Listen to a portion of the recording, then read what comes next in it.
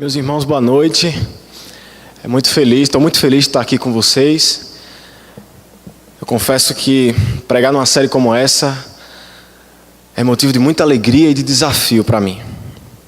Pois quem é o homem que pode chegar diante de você e dizer o que é uma vida santa, se não for o próprio Deus, usando a sua palavra, usando os seus servos, para que nós sejamos trabalhados em meio a esse tema tão difícil. Abram sua Bíblia comigo lá em Efésios capítulo 2. Nós iremos estudar do verso 11 ao verso 22. Efésios capítulo 2, do verso 11 ao 22. Enquanto criança, quando assisti o filme do Mel Gibson, eu não conseguia entender o motivo pelo qual o Senhor Jesus morria com aquela morte tão cruel, tão dolorosa. Me perguntava, inconformado, por que mataram o Senhor com tanta crueldade, sendo Ele tão bom? E completava, o que será que Ele tenha feito de mal para receber morte tão dolorosa e tão cruel, irmãos? Você também já sentiu isso? Antes que lhe fosse revelado a morte do Senhor, ela por algum momento da sua vida não teve significado?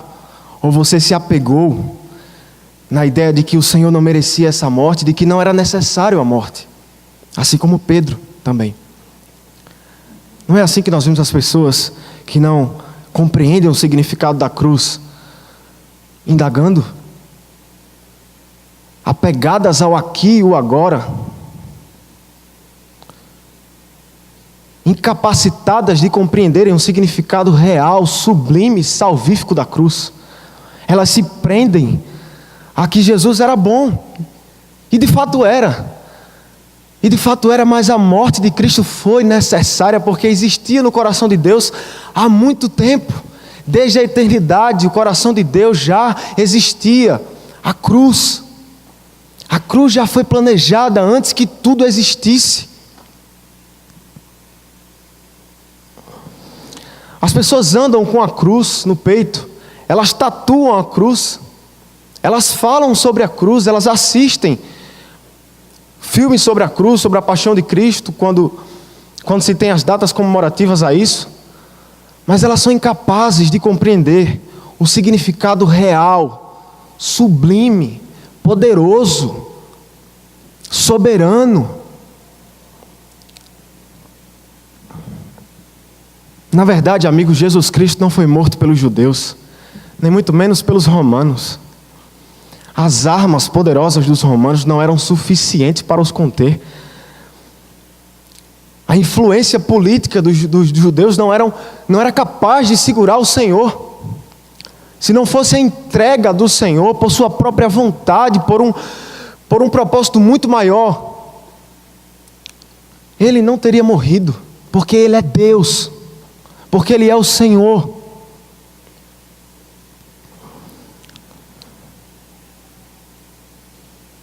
Meus irmãos, nos apeguemos ao Senhor e o seu significado.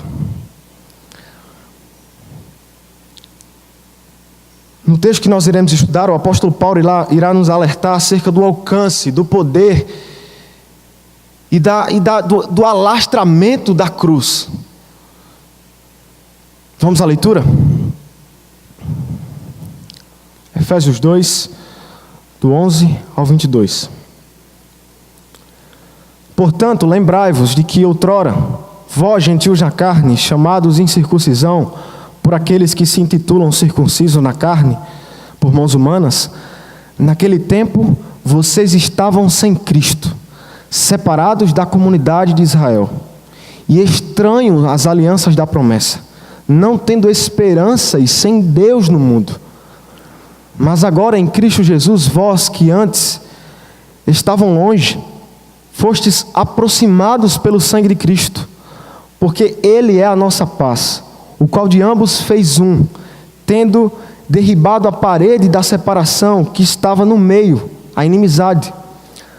Aboliu na sua carne a lei dos mandamentos na forma de ordenanças, para que dos dois criasse em si um novo homem, fazendo a paz,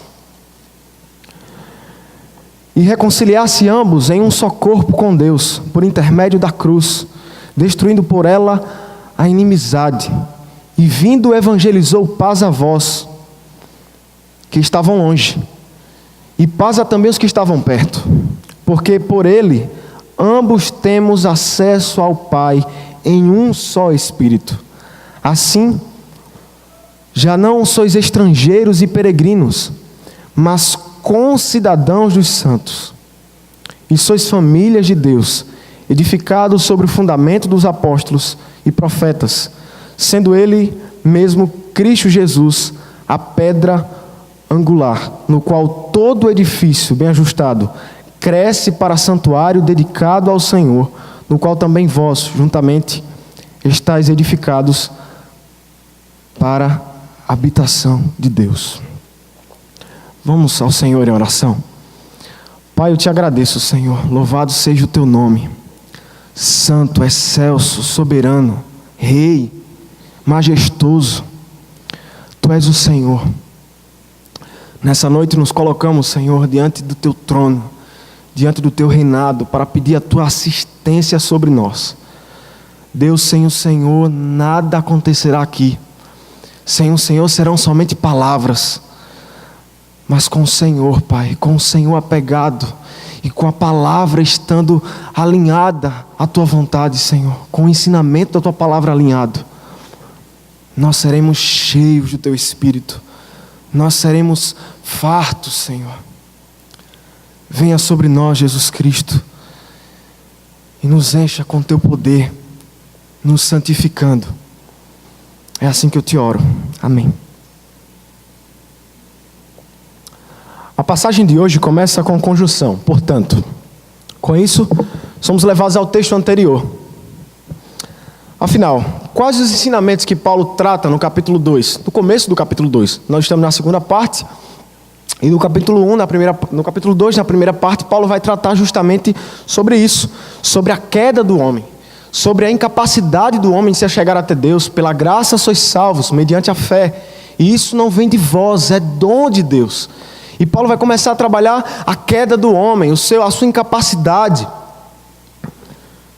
E no verso 4 do capítulo 2, Paulo ressalta a rica misericórdia de Deus que nos resgatou e nos fez reinar com Cristo. Agora Cristo veio até nós, não permanecemos, não ficamos na situação em que estávamos, mas Cristo veio até nós e nos fez reinar com Ele. Pela graça nós somos salvos, pela graça nós recebemos o dom gratuito de Deus que é a salvação. E Paulo vai começar a trabalhar isso no capítulo 2, na primeira parte. Como o próprio Paulo ressaltou aos romanos, quem nos separará desse amor? Se Cristo veio até nós, quem nos separará? Será os nossos pecados? De modo nenhum. Eles não serão suficientes. Será a nossa fraqueza? Não, ela não será suficiente. Será as nossas falhas, os nossos erros, os nossos medos? Não. Fomos enxertados na igreja de Cristo. Fomos enxertados num povo que nós não merecíamos. E essa barreira vai ser quebrada justamente no nosso texto. Cristo nos reconciliou. Ele nos trouxe para perto de Deus. E agora quebrou a inimizade que tinha entre gentios, entre judeus. Agora Deus fez a nova humanidade nele. Para que nós tivéssemos agora livre acesso. Para que não houvesse mais barreiras. E agora vivêssemos diante do trono da graça. Como João Calvino vai falar, nós fôssemos a comunhão da graça confiadamente. De que aquele é o nosso lugar em Cristo. Não mais separados, não mais distantes. Os gentios, nós fomos aproximados de Deus. Porque Cristo nos reconciliou por Ele, com Ele e para Ele. Foi por isso que nós somos reconciliados. A pergunta que fica, irmãos, é: de onde nos tirou? Para onde nos tirou e para que nos tirou? Saímos de uma vida totalmente esquecida. Nós éramos gentios, Os brasileiros eram gentios. Nós não estávamos inseridos nas promessas de Deus. Ou melhor, os judeus pegaram as promessas de Deus desde o pai Abraão e trouxeram para si, se guardaram, se amarraram a anunciar as promessas aos homens, às outras nações. E nós estávamos inseridos nela. A palavra de Deus nos aponta para pelo menos 3 respostas básicas. E a primeira delas é: em Cristo fomos enxertados, aproximados. Entre os versos 11 e 13, o apóstolo Paulo vai trabalhar justamente sobre isso. Eu queria que você relesse comigo. Portanto, lembrai-vos, outrora vós gentios na carne, chamados em circuncisão por aqueles que se intitulam circuncisos na carne, por mãos humanas, naquele tempo vocês estavam sem Cristo, separados da comunidade de Israel, e estranhos às alianças da promessa, não tendo esperança e sem Deus no mundo. Para os judeus, meus irmãos, como eu falei, os gentios não passavam de lenha para o inferno. Nós não passávamos de homens que mereciam o inferno. Para eles, nós não merecíamos a graça. Para eles, nós não merecíamos a comunhão. Inclusive havia um muro de separação que a gente vai trabalhar um pouco mais depois, que separava a adoração dos gentios que se convertiam ao Senhor e os judeus. Nós não podíamos adorar com eles. Nós estávamos separados, como o apóstolo Paulo vai trabalhar. Afinal, irmãos, era este o propósito de Deus? Que as nações fossem distantes? Pelo contrário, irmãos, o propósito de Deus sempre foi trazer para Ele as nações. Lembra de Jonas? Os cruéis assírios, homens impiedosos, que cortavam cabeças como se estivesse fazendo outro tipo de atividade. Mas o Senhor queria. Mas o Senhor quis. Assim como fez na primeira parte do capítulo 2, Paulo agora vai universalizar. Aliás, Paulo na primeira parte do capítulo 2, ele vai universalizar a ideia de que nós precisamos de Deus. Mas que agora todos, não só nós precisamos, mas judeus precisam. Todos precisam. Todos estão selados na dependência de um Salvador. Até que o Senhor venha até nós. Nós estávamos perdidos. E o convite de Paulo agora é que não existe mais barreiras. Não existe mais judeus e não judeus. Não existe mais separação. Agora o Filho de Deus veio para que juntasse, para que aproximasse e formasse a união em Cristo. A nova humanidade em Cristo. Algumas Bíblias vai ter justamente isso, a nova humanidade em Cristo. Outras, Cristo a pedra angular. Contudo, irmãos, a ideia é, Cristo nos aproximou, quebrando as barreiras que separavam.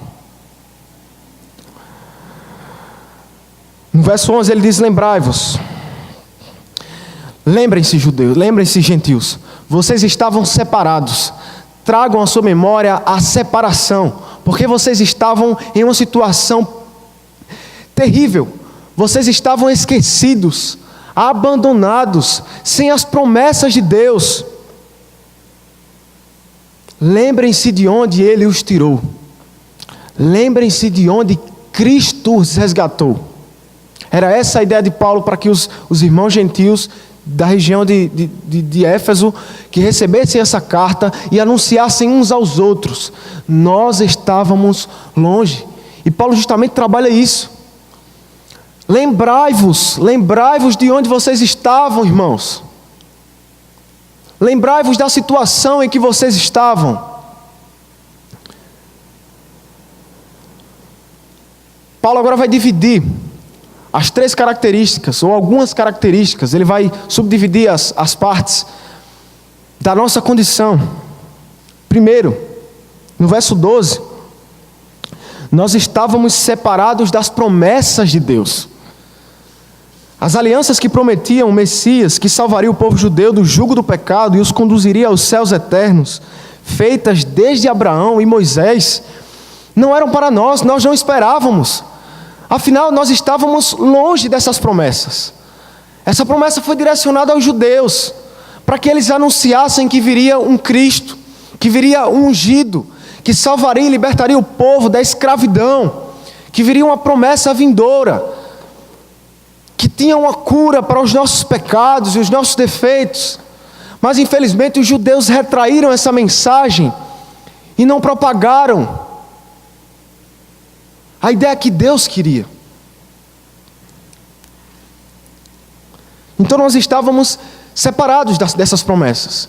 Nós não esperávamos o Cristo, nem muito menos o céu. O que era céu para os gentios, se nós éramos considerados o fogo do inferno, ou a lenha que faz o fogo do inferno queimar, ou seja, a nossa jogada, a nossa levada ao inferno, seria somente para que o fogo do inferno consumisse ainda mais e ganhasse mais poder sobre nós. Que situação, irmãos! Que situação terrível! Se não fosse o Cristo, o Evangelho, que traz para nós a nova e boa notícia de que fomos enxertados em Deus. O segundo, nós estávamos sem esperança. Os gentios viviam a vida sem qualquer tipo de promessa que lhes motivassem a continuar e ser uma pessoa melhor. Eles não tinham padrão de santidade, eles não tinham livro, eles não tinham Torá, eles não tinham nada. Eles viviam alheios às promessas, alheios às esperanças. Eles estavam vulneráveis a outros deuses virem até ele e dominarem. Se os judeus pensavam em um governo teocrático, já os gentios viviam em torno de um homem. Não era assim no Egito? E colocavam os seus olhos fitos sobre um homem, esperançosos de que esse homem iria prover e prometer uma promessa vindoura que os motivassem a viver. Contudo, irmãos, homens são sempre homens. Homens são sempre homens. Homens judeus, agora com a visão maior do Evangelho, com tudo escrito, com tudo bem feito para nós, com comentário bíblico, com o Espírito nos ajudando a compreender. Nós compreendemos que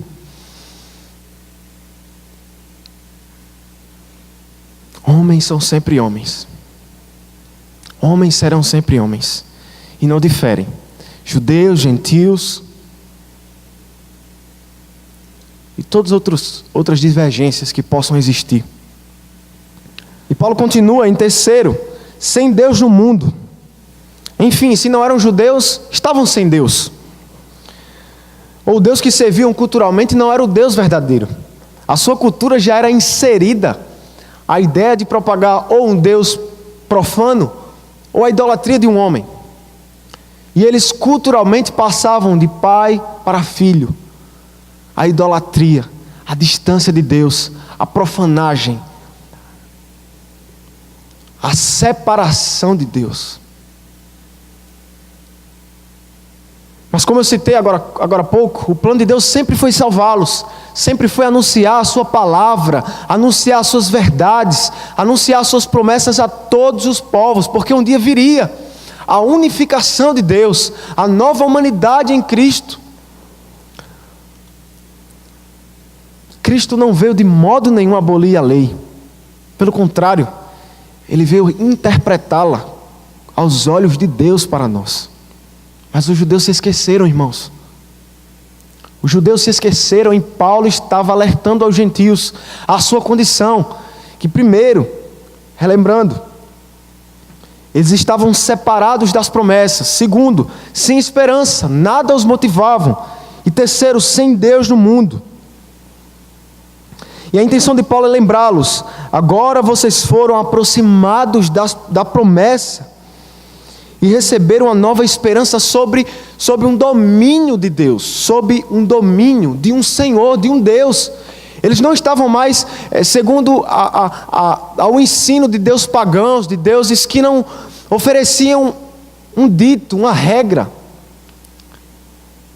E uma observação: deuses pagãos, eles abrem a possibilidade de que nós venhamos servir a Ele e supostamente servir a Deus.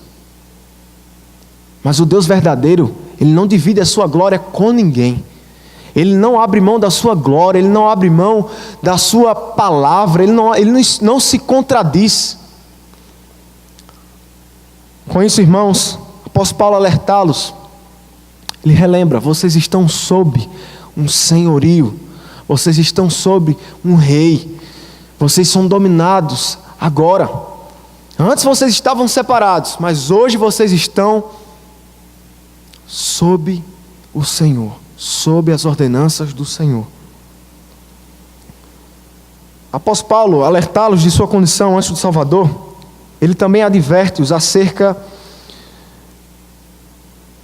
da vinda do Senhor até eles, como está escrito no verso 13. Mas, novamente Paulo propõe uma conjunção, ou seja, apesar do estado do gentio ser, ou era, afastado de Deus, Paulo propõe, mais uma vez, mas, contudo, todavia, Deus veio até vocês, Cristo veio até vocês, quebrando a barreira, quebrando as suas barreiras, suas más resoluções, quebrando a sua falta de esperança, quebrando as suas faltas de promessas, quebrando a sua falta de um Deus.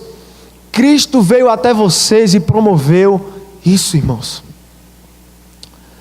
Paulo estava alertando aos gentios: lembrem-se, pelo sangue, mediante o Senhor, mediante a vinda do Senhor até vocês, vocês foram aproximados. Certo comentarista bíblico afirma que toda vez que Paulo propõe mas, contudo, pois, todas as vezes, alguma coisa boa vai ser revelada. E dessa vez não foi diferente, irmãos. Vocês estavam mortos nos seus delitos e pecados, mas alguém veio até nós e em nosso lugar se entregou para que tivéssemos vida. Uma boa notícia veio até eles, irmãos. Os povos não judeus foram aproximados do Deus verdadeiro. O pagamento divino para obter a credencial de adoção aos perdidos, pecadores que outrora eram inimigos do Deus eterno e seu povo.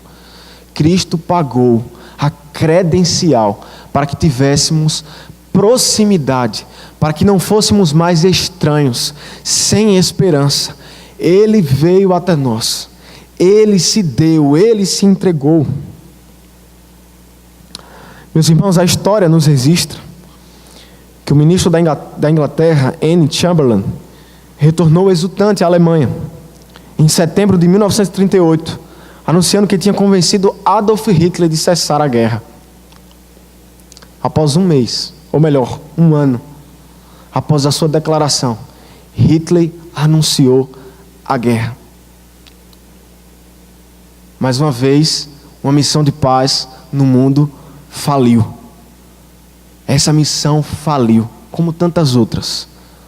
Mas a missão do Cristo, do Deus verdadeiro, do Senhor encarnado, do Mestre, essa não fracassou.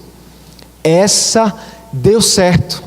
Essa ele conseguiu acabar com a inimizade, com a separação. Essa aconteceu, irmãos. É por isso que nós devemos nos alegrar no Senhor. É por isso que nós devemos nos apropriar, porque estávamos sem Deus no mundo. Cristo é nossa paz horizontal e vertical. Cristo é a nossa paz que promove uma paz vertical com Deus, que promove a paz horizontal com os homens. Não somente temos paz com Deus, mas agora com os homens. O que aprendemos com este ensinamento, irmãos? O que podemos aplicar para nós? A resposta é tudo, pois éramos nós esquecidos. Você consegue se lembrar de você antes do Evangelho? Você consegue se lembrar de quem você era antes que Deus viesse até você e o trouxesse? Você consegue se lembrar dos pensamentos que nutriam e que cresciam em sua mente? Os sonhos que eram movidos que eram carregados pelo seu coração. Você consegue se lembrar, antes de Cristo, do que Cristo fez? Antes do que Cristo fez, quem você era? Irmãos, Deus tenha misericórdia. Deus tenha misericórdia de nós, que nos apropriemos da graça todos os dias, lembrando que essa verdade foi conosco. Enquanto li o texto, irmãos, e pensava sobre ele, li alguns comentários, eu fui movido pela interpretação muito linda de João Calvino, de Modi, de tantos outros, que teve uma hora que eu parei e pensei: esse sou eu. Se esse texto não saltar aos meus olhos, aonde eu estou? Aonde está a minha fé? Se esse texto não saltar aos meus olhos, e eu compreender de que Cristo veio até mim, de que Cristo se entregou em meu lugar, de que Cristo me aproximou. Apesar do nosso conhecimento intelectual, de nossa rica cultura, dos nossos costumes e nossas tecnologias, nada é capaz de trazer Deus até nós, meus irmãos. Se não for o Senhor vindo em nosso favor, de nada. Não podemos construir, a escada é muito grande. A santidade de Deus, a cobrança divina é muito grande. A menos que um venha, o perfeito, o belo, o charmoso, o lindo, o rei. A menos que ele venha até nós e se entregue em nosso lugar e cumpra toda a lei, nós não conseguimos construir a escada de volta. Mas foi por Ele, e para Ele, e por causa dEle, somente por Ele, para que vivêssemos para Ele, Ele veio e se entregou. Não foi porque você conhece muito, não foi porque você é bonito, não foi porque você é bonita, não foi porque você conhece, porque você toca, porque você canta, não foi porque você é bem na faculdade, não foi porque você trabalha, nada, não é porque você é pobre, porque você é rico. Ele veio por causa do seu sangue, por causa do seu propósito. Cristo, a esperança da glória, como diz a palavra de Deus para nós. Ele é a esperança, por causa dele, tudo habita nele.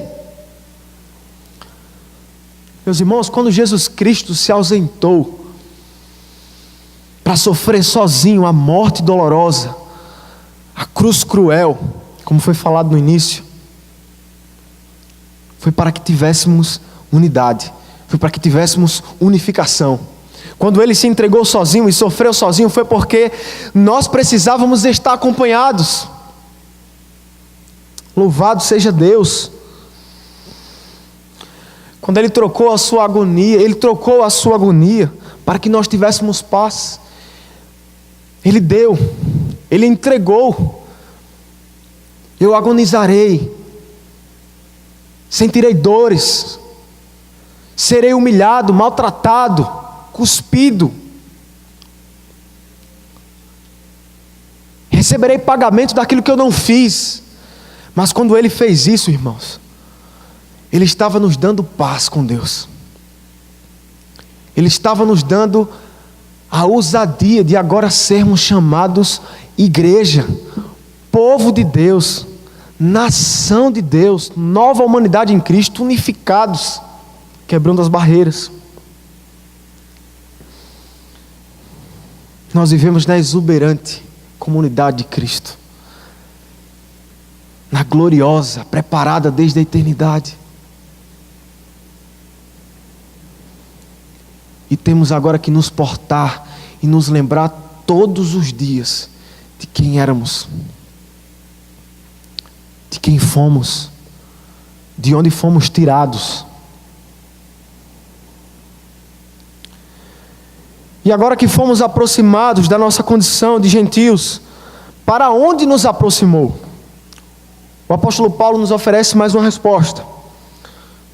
Em Cristo somos um só corpo. Do 14 ao 18. Acompanhem comigo, irmãos.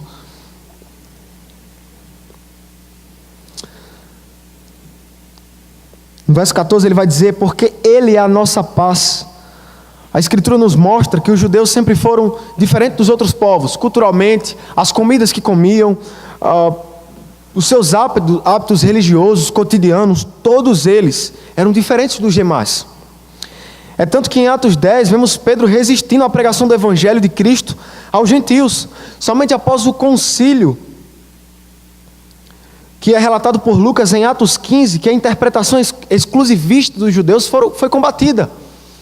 Não, agora a mensagem é para todos. Agora os gentios têm acesso também. Contudo, irmãos, essa restrição do povo judeu era somente para ensiná-los de que eles eram separados, de que eles eram santificados, de que eles eram um povo que portava a mensagem que ia mudar a humanidade. A mensagem que poderia e que ia, e que de fato já estava predestinada, que já estava escrito, que mudaria a vida de homens como eu e como você, e como os gentios. Meus irmãos. Ou seja,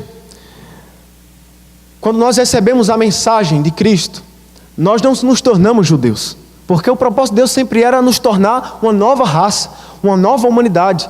Então nós não nos convertemos e nos tornamos judeus de forma nenhuma. Agora nós somos a nova humanidade em Cristo.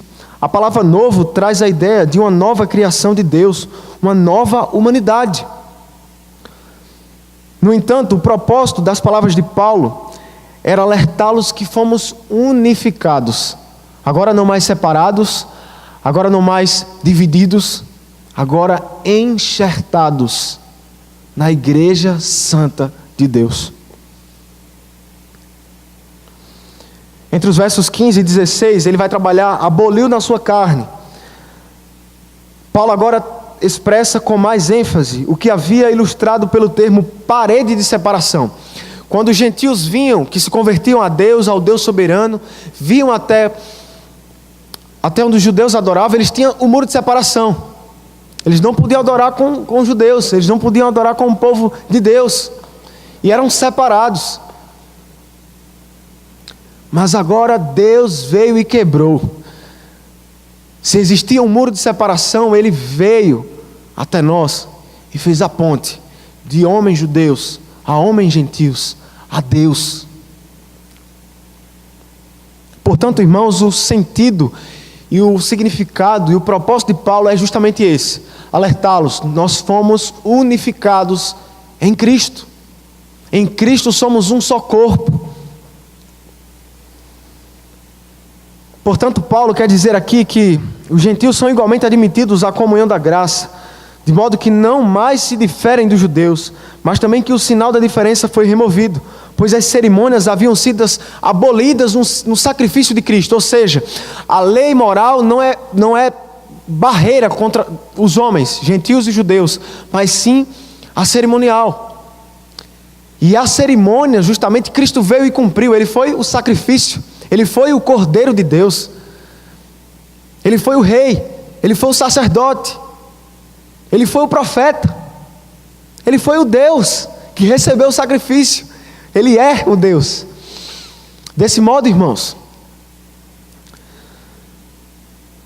Paulo quer alertar os irmãos de que a unificação agora é a mensagem para os gentios, unificados em Deus. À luz desse fato, irmãos, podemos crer que Paulo aqui está tratando exclusivamente da lei cerimonial, ou seja, ele não está se dirigindo, como eu falei, à lei moral. Ele está trabalhando a lei cerimonial, para que os cristãos gentios entendessem: Cristo cumpriu a lei cerimonial, Ele foi. O convite do apóstolo é: gentios e judeus, venham ser um povo, o povo da cruz. No verso 16, assim como no texto, diz, Paulo argumenta acerca da unidade por meio da cruz. E não é diferente nessa parte do texto. Paulo expõe por intermédio da cruz, para que eles denotem que sua paz com os judeus e com Deus é por meio do sacrifício expiatório somente. Não existe outro caminho, não existe mais outra via. Somente Deus, o próprio Deus, o sacrifício do próprio Deus é o caminho pelo qual os homens se achegam a Deus. Temos uma coisa em comum com os judeus: somente por uma cruz nós somos salvos, somente por um sacrifício nós somos salvos, somente por uma fé nós somos salvos, somente por um Espírito nós somos levados a Deus.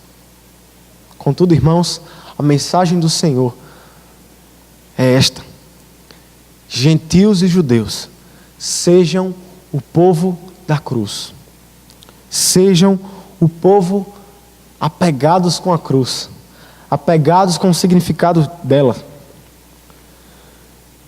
Você, cristão, como tem se portado, melhor dizendo, diante desta bênção? Como tem se importado diante dessa verdade que é proposta sobre você? Você anda fraco, alheio às promessas de Deus? Diante disso afirmo, irmãos, nos alegremos no Senhor. Em Cristo, como diz Paulo no primeiro capítulo da mesma carta aos Efésios, somos abençoados nas regiões celestiais. Ao observarmos todo o desenvolvimento, do verso 14 ao 18, percebemos a palavra paz 4 vezes. Mas afinal, que paz? De onde vem?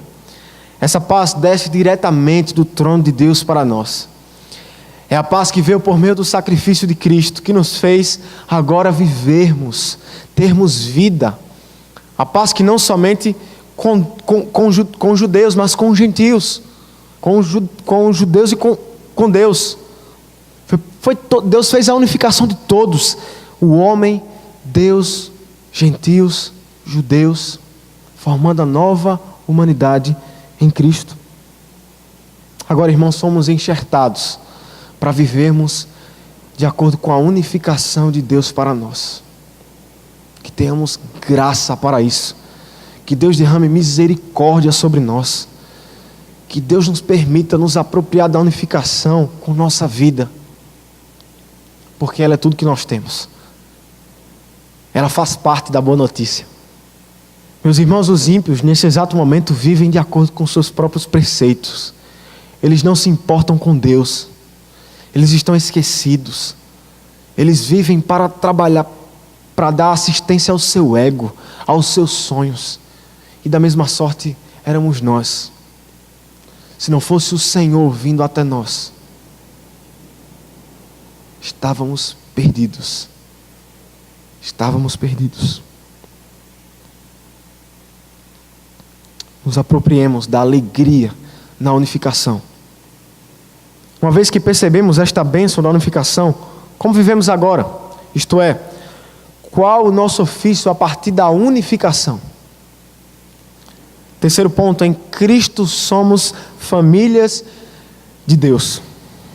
Do verso 19 ao 22, Paulo vai tratar no verso 19: já não sois estrangeiros e peregrinos.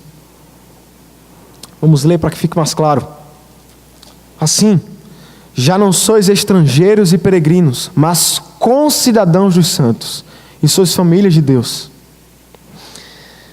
Após trabalhar nos primeiros versos a aproximação vinda de Deus para a unificação do seu povo, fundando uma só humanidade em Cristo, Paulo afirma primariamente: vocês, os irmãos da região de Éfeso, anteriormente eram estrangeiros às promessas pactuais, mas agora ele se dirige a eles como povo exclusivo de Deus. Portanto, é como se quisesse dizer-lhes: vossa condição foi invertida. Outrora eram estrangeiros no tocante às promessas, mas agora vocês se apropriaram delas e devem se apropriar, porque agora vocês são família de Deus. Vocês andarão segundo as promessas de Deus. As promessas de Deus, a esperança vinda de Deus, ela move você para viver. No verso 20 e 21 ele vai trabalhar sendo edificados, que já é a terceira coisa que Paulo vai falar. Nós agora que nos tornamos família de Deus, assim como os gentios, por sermos gentios, é nos dado um ofício e algumas prerrogativas. Ou seja, estar em Cristo não é deixar de ter prerrogativas ou assumir responsabilidade, de forma nenhuma. Nós vemos muito, nos dias de hoje, a propagação de um cristianismo liberal, um cristianismo que não julga, um cristianismo que não fala, um cristianismo que não se direciona. Mas esse não é o cristianismo de Deus. Esse não é o evangelho de Jesus Cristo. Nós agora nos tornamos família de Deus e por isso nos portamos como Deus quer, vivendo para a glória dEle, por Ele e para Ele, santificados. A preocupação do apóstolo Paulo aos gentios é capacitá-los a não somente saber que são a igreja de Cristo, mas saber distinguir a igreja verdadeira da falsa, com o objetivo de privá-los das heresias e dos erros. Eles eram muito bombardeados por mensagens, por novos evangelhos, assim como nós. Toda hora surge um novo. Toda hora surge um novo modelo, uma nova forma, esquecendo e deixando para trás o modelo de Deus, que é homens caídos, que é o evangelho começando em Deus. Homens caem, mas Deus vem até os homens, promove a redenção. Os homens se erguem, os que creem.